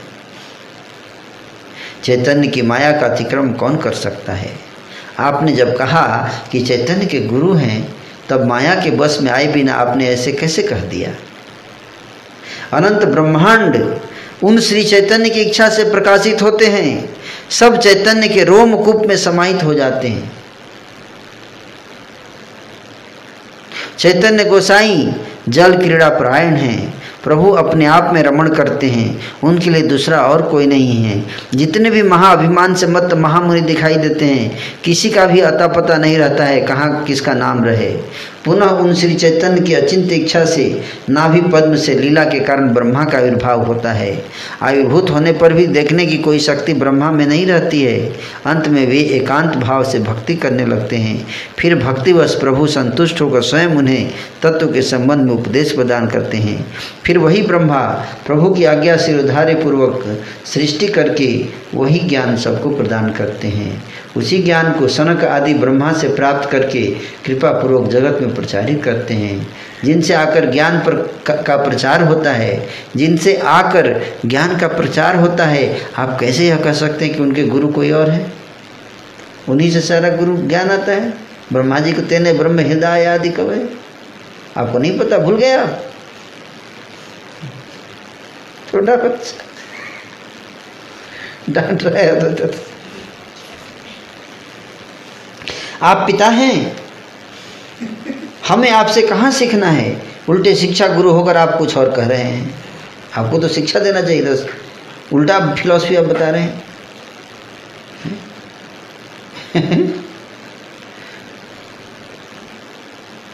ऐसा होता है।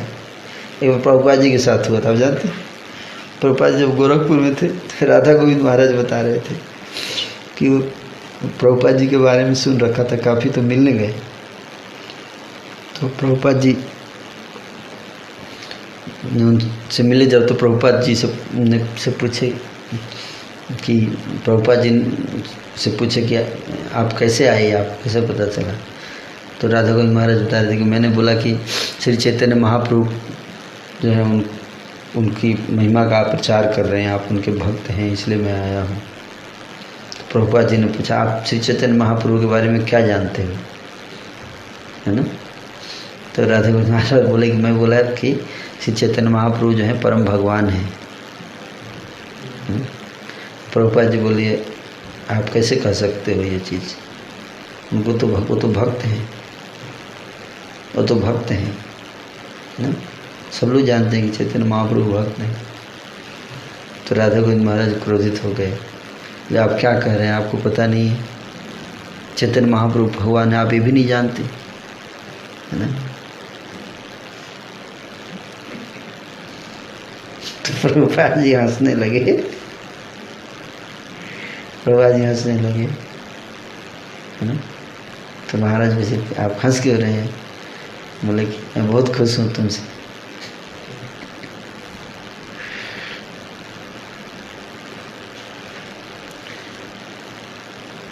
थोड़ा एग्रेसिव हो गए महाराज, लेकिन प्रभुपाद ने देखिए उसको कैसे टेस्ट किया प्रभुपाद जी ने।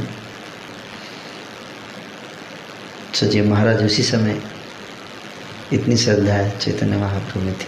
अभी क्या हाल हो। सन्यासी ने कहा, कहते हैं, है ना, कहते हैं कि आपसे सत्य कथा सीखनी है मेरे को, परंतु ऐसा न करके सर्वभुवन नाथ एवं सर्व आश्रय श्री चैतन्य देव के गुरु कोई और हैं, यह कथा आप किस प्रकार से अपने मुख में लाए। आपको मेरे को शिक्षा देना चाहिए था, आप ऐसा बोल रहे हैं? भगवान ही सबके गुरु हैं, उनका कोई गुरु नहीं है। इतना कहकर श्री अच्युतानंद मौन हो गए। सुनकर अद्वैत को परम आनंद हुआ। बेटे ने डांट लगा दी तो आनंद हुआ। बाप बाप कहकर बोले, बाप मेरे। अद्वैत ने पुत्र को पकड़कर गोद में ले लिया और प्रेम जल से अच्युत के अंगों को सिंचित कर दिया। बोले, मेरे बाप तुम ही मेरे जनक हो बाप। क्या बोले? तुम ही मेरे बाप, जनक हो बाप। मैं हूँ तुम्हारा पुत्र। मुझे सिखाने के लिए पुत्र के रूप में तुम्हारा अवतार हुआ है। मैंने अपराध किया है, मुझे क्षमा कर दो बाप। अब कभी ऐसा नहीं कहूँगा, यह मैं तुम्हें वचन देता हूँ। आत्मस्तुति सुनकर लज्जित प्रभु श्री अच्युत महाशय ने अपना सिर झुका लिया। स्तुति हो गया ना। श्री अच्युत के वचन सुनकर सन्यासी उसी क्षण दंडवत होकर भूमि पर पड़ गए। सन्यासी ने कहा, अद्वैत नंदन सुयोग्य हैं। अच्युत, क्या नाम था? अच्युत आनंद। हमारा एक डिवोटी है, अच्युत नाम है उसका, गाजियाबाद में बच्चा अच्युत, बहुत उसको भी काफ़ी चैतन्य महापुरुष लगा है। अद्वैत नंदन सुयोग्य हैं, अचिंत्य कथन रूप जैसे पिता हैं वैसे ही पुत्र हैं। यह ईश्वर की शक्ति के अतिरिक्त और कुछ नहीं है। बालक के मुख में क्या ऐसी बातें होती हैं? शुभ लग्न में अद्वैत को देखने के लिए आया हूँ। नेत्रों से अद्भुत महिमा के दर्शन किए हैं। पुत्र के साथ अद्वैत को नमस्कार निवेदन पूर्वक पूर्ण होकर सन्यासी हरि हरि कहते हुए चल दिए। जो श्री चैतन्य के पाद पद्म में एकांत शरण लिए हुए हैं उन्हें ही योग्य अद्वैत नंदन कहते हैं।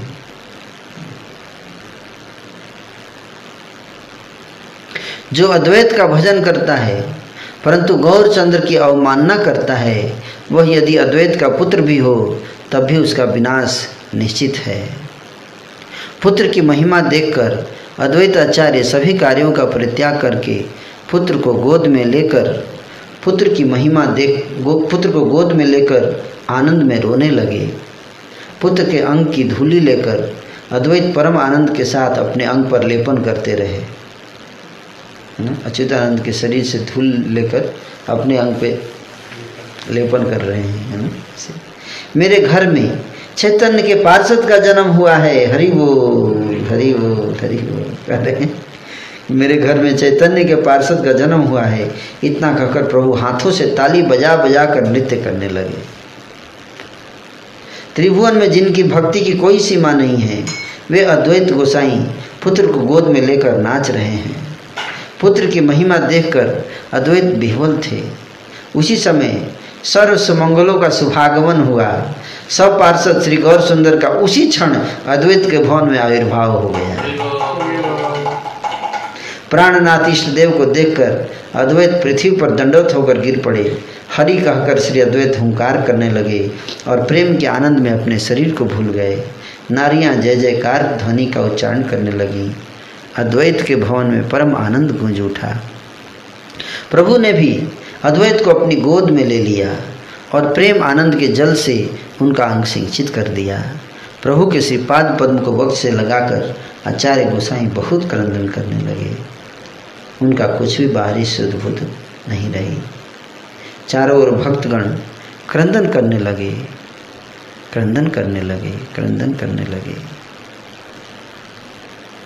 चतुर्दी के भक्तगण करे न क्रंदन, कि अद्भुत प्रेम स्नेह न जाए वर्णन। कि अद्भुत प्रेम स्नेह ना जाए वर्णन।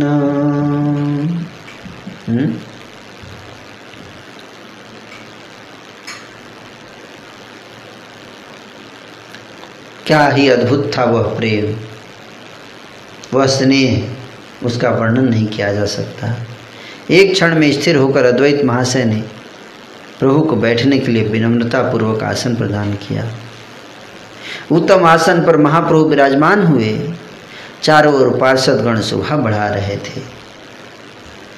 नित्यानंद और अद्वैत ने एक दूसरे को गले लगा लिया। दोनों को देखकर हृदय में आनंद का अनुभव करने लगे। भक्तगणों ने आचार्य को नमस्कार निवेदन किया। आचार्य ने सभी का प्रेम आलिंगन किया।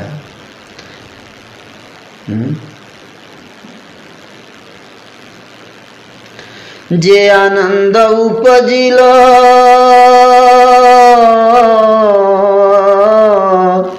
अद्वैतेर घरे, वेद व्यास बिना ताहाँ वर्णिते के पारे। वेद व्यास बिना ताहाँ वर्णिते के पारे। अद्वैत आचार्य के घर में जो आनंद आज प्रकट हुआ है, उसका वर्णन वेद व्यास को छोड़कर और किस में शक्ति है करने की? मेरे में तो नहीं है। क्षण के अच्युतानंद अद्वैत कुमार, प्रभुर चरणे आसी हैला नमस्कार। अच्युतेर कोले करी श्री गौर सुंदर, प्रेम जल धुइले तारक लेवर। अच्युतेर प्रभु नाछा लेन बक्षते, अच्युत प्रविष्ट हैला प्रभुर देहते। अच्युतेर कृपा देखी सर्व भक्तगण, प्रेम सब लागिले न करिते क्रंदन। यत चैतन्य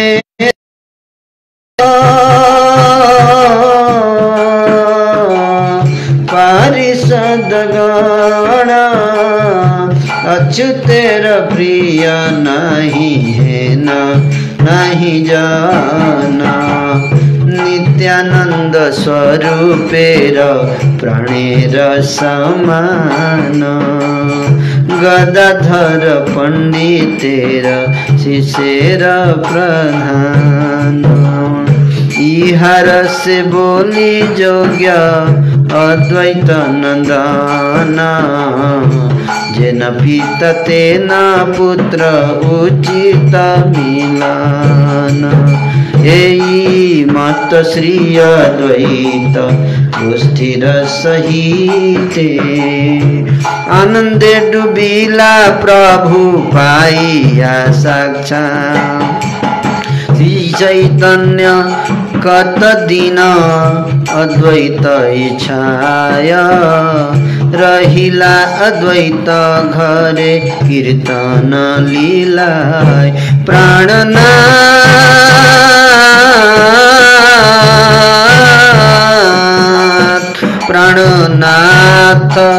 गृह पाई आचार्य गोसाई, ना जाने आनंदे आछे न कोन ठाई।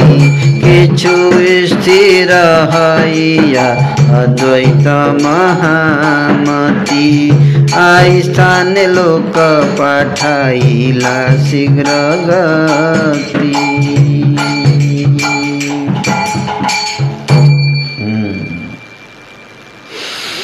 अच्युतानंद जी की महिमाएं।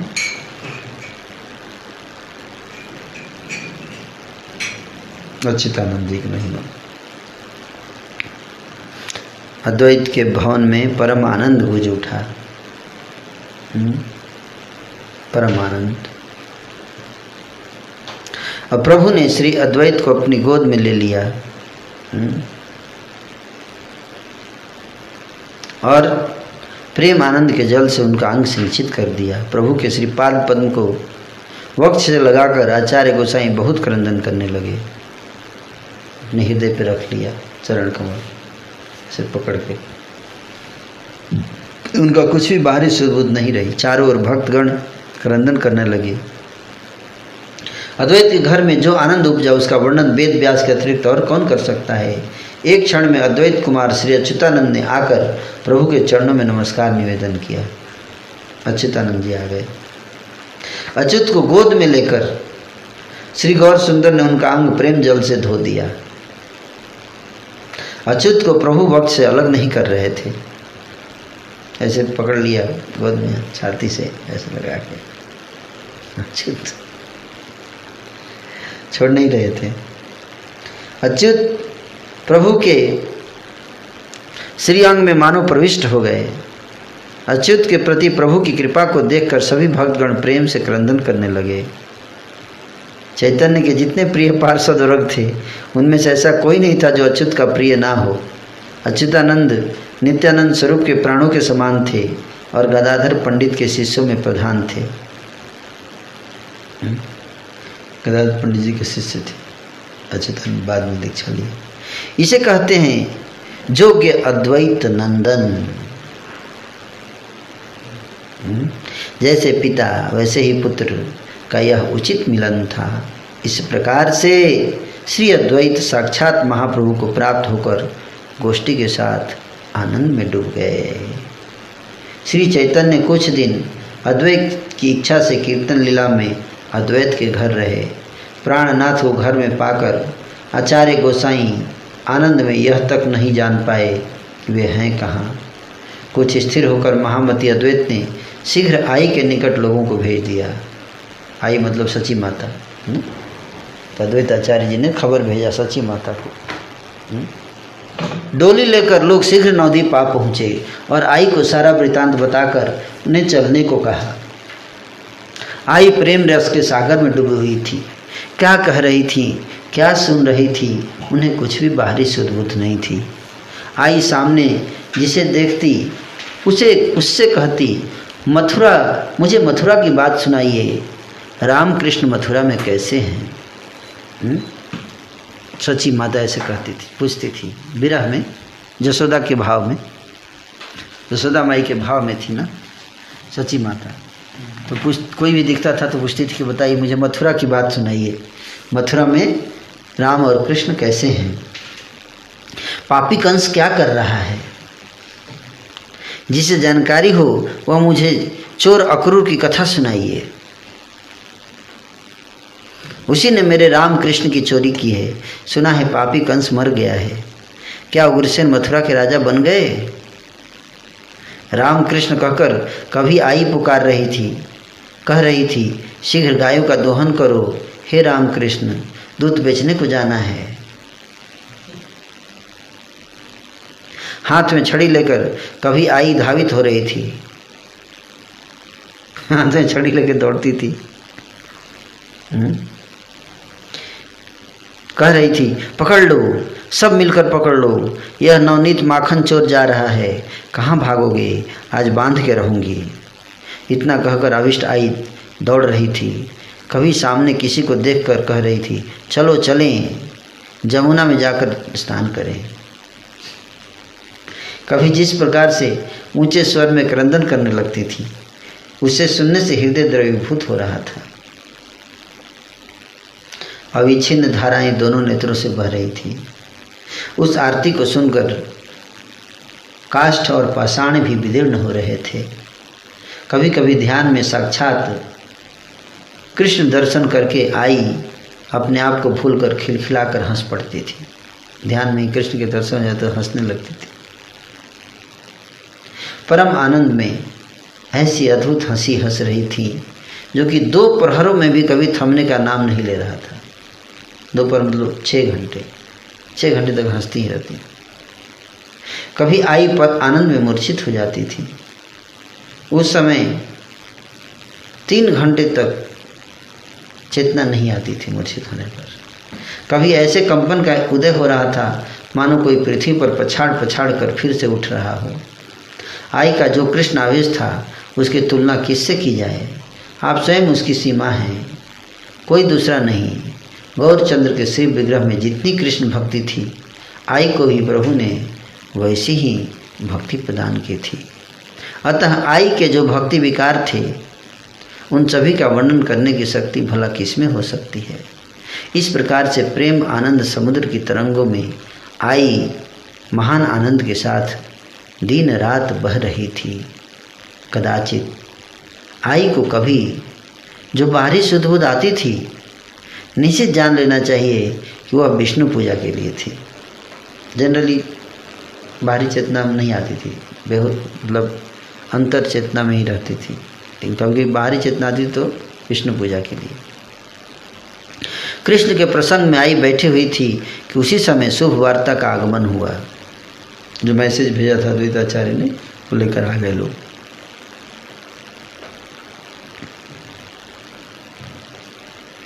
श्री गौरसुंदर शांतिपुर में आए हैं, चलो आई शीघ्र जाकर जल्दी देखो। सूचना सुना दिया। यह समाचार को सुनकर आई आनंदित हो गई। उसकी आनंद की सीमा का वर्णन नहीं किया जा सकता। प्रभु के जितने भी भक्त वहाँ थे, उस वार्ता को सुनकर सभी का मन प्रेम आनंद से भर गया। प्रभु के प्रिय पात्र गंगादास पंडित को साथ लेकर आई उसी क्षण चल पड़ी। कौन साथ में गए? गंगादास पंडित, जिनके स्कूल में पढ़ते थे। मुरारी, श्री मुरारी गुप्त आदि जितने भी भक्त थे, सभी ने आई के साथ गमन किया। श्री सची आई शीघ्र ही शांतिपुर में आई। श्री गौरसुंदर ने यह समाचार सुना, महाप्रभु समाचार सुने कि आई शांतिपुर आ गई हैं।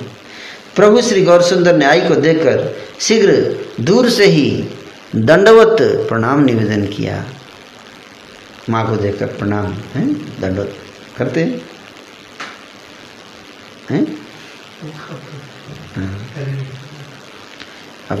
आई की प्रदक्षिणा करते हुए प्रभु श्लोक उच्चारण पूर्वक पुनः पुनः दंडवत प्रणति निवेदन करते रहे। श्लोक भी बोल रहे थे महाप्रभु।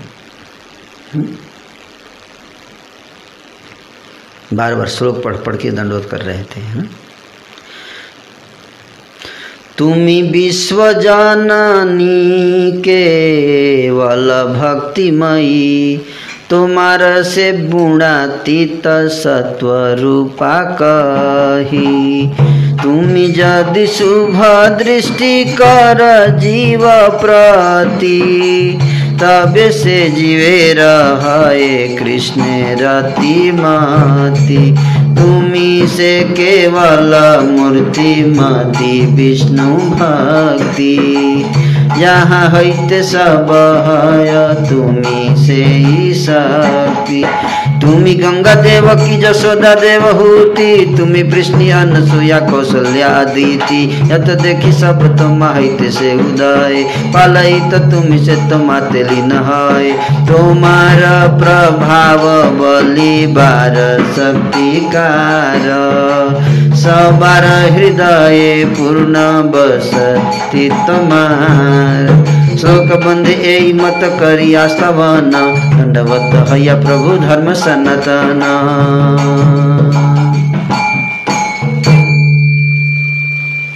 सच्ची माता की स्तुति है ये, सच्ची माता की स्तुति जो महाप्रभु ने स्वयं रचना किया है। महाप्रभु द्वारा रचित माता सची की स्तुति, इसलिए पढ़ा मैंने। क्या कह स्तुति का अर्थ है? कहते हैं महाप्रभु अपनी माता सची माता को केवल भक्तिमयी, आप विश्व की जननी हैं, आपको ही गुणातीत सत्व रूपा कहते हैं। जब आप जीवों के प्रति शुभ दृष्टि करती हैं तभी जीवों की कृष्ण में रति मति होती है। आप केवल मूर्तिमती विष्णु भक्ति स्वरूपा हैं। जिस शक्ति से सब कुछ होता है आप वही शक्ति हैं। आप गंगा देव की जसोदा देवहूति हैं। आप कृष्णी अनसुईया कौशल्या अदिति हैं। जो कुछ दिखाई देता है सबका उदय आपसे होता है। आप ही पालनहार हैं। सब कुछ आप में लीन होता है। आपके प्रभाव का वर्णन करने की शक्ति किसमें है। सबके हृदय में आप पूर्ण रूप से विराजमान हैं। इस प्रकार के श्लोकों के द्वारा स्तवन करते हुए सनातन धर्म स्वरूप प्रभु दंडवत प्रणति निवेदन करते रहे। कृष्ण के अलावा इस प्रकार पितृ मातृ गुरु भक्ति करने की शक्ति कौन धारण कर सकता है। प्रभु के संपूर्ण अंग पर आनंद की अश्रु की धाराएं बह रही थीं। श्लोक पढ़कर प्रभु अनेक प्रकार से दंडवत प्रणति निवेदन कर रहे थे। श्री गौरांग के मुख चंद्र के दर्शन करने मात्र से आई परम आनंद में उसी क्षण जड़ीभूत हो गई। जड़ीभूत मतलब स्तंभ के समान, जड़ जैसा था ना, जिसमें कोई चेतना ना हो, कोई मूवमेंट नहीं। कृत्रिम पुतली की तरह आई विराजमान थी। वैकुंठ के ईश्वर आनंद के साथ उनका स्तवन करने लगे। प्रभु ने कहा, मुझ में जो कुछ भी कृष्ण भक्ति है वह सब एकांत भाव से केवल आपकी कृपा से ही है। माता को कितना सम्मान से बोल रहे हैं। माँ भी वैसी है। करोड़ों दास दासियाँ जिनसे आपका संबंध है वे सब उसी संबंध के कारण मेरे प्राणों से भी अधिक प्रिय हैं। सची माता की जो दास दासियाँ हैं वो भी प्राण से प्रिय हैं। एक बार भी जो आपका स्मरण करेंगे उनके लिए संसार का बंधन कभी भी नहीं होगा। सची माता की कहते हैं महाप्रभु की, एक बार भी सची माता का जो स्मरण करेगा उसके संसार बंधन नष्ट हो जाएंगे। जो गंगा और तुलसी सबको पवित्र करती हैं, जो गंगा और तुलसी सबको पवित्र करती हैं, वे भी गंगा और तुलसी भी आपके स्पर्श से धन्य हो जाती हैं। गंगा माता और तुलसी महारानी दोनों सची माता के स्पर्श से धन्य हो जाती हैं। आपने जितना मेरा पालन पोषण किया है उससे उऋण होने की शक्ति मुझ में नहीं है। पल पल में आपने मेरे प्रति जो स्नेह दर्शाया है उसका प्रतिकार केवल आपके सद्गुण ही हैं। इस प्रकार से प्रभु आनंद के साथ स्तुति करने लगे, जिसे सुनकर वैष्णव वृंद महा आनंद में बहने लगे। आई जानती थी कि प्रभु नारायण का अवतरण हुआ है। जब जैसी इच्छा होती थी तब आई वैसी ही बातें किया करती थी। कुछ क्षण पश्चात आई ने इतना ही कहा, ऐसा पात्र कहाँ है जो तुम्हारी बातें समझ सके। प्राणहीन जन जैसे सिंधु में बहता रहता है, स्रोतें जहाँ ले जाती हैं उसी ओर चलने को विवश है, उसी प्रकार संसार रूपी सागर में सभी जीव वही करते हैं जो तुम्हारी माया करवाती है।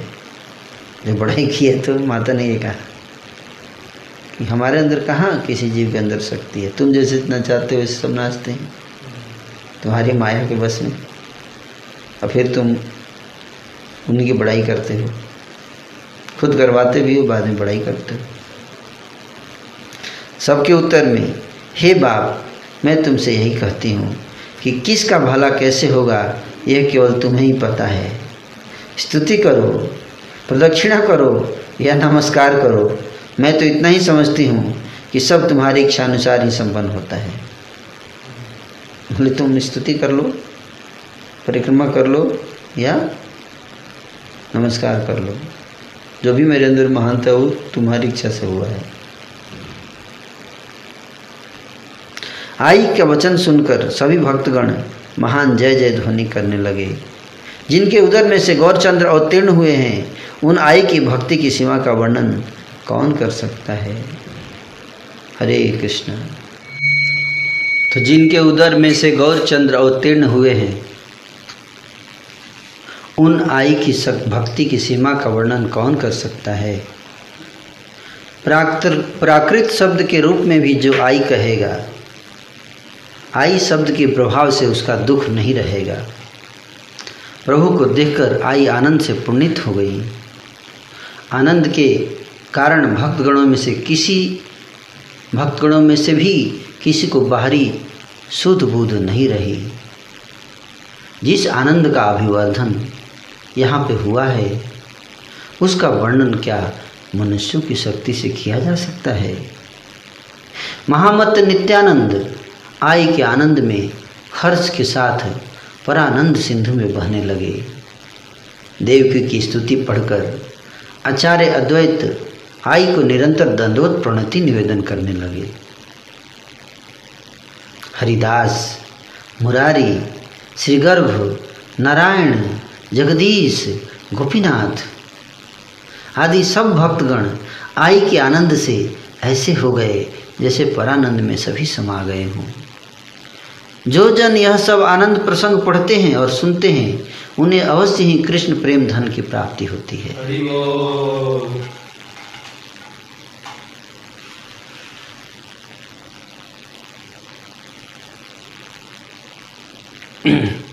तो आज यहीं पे कथा को विराम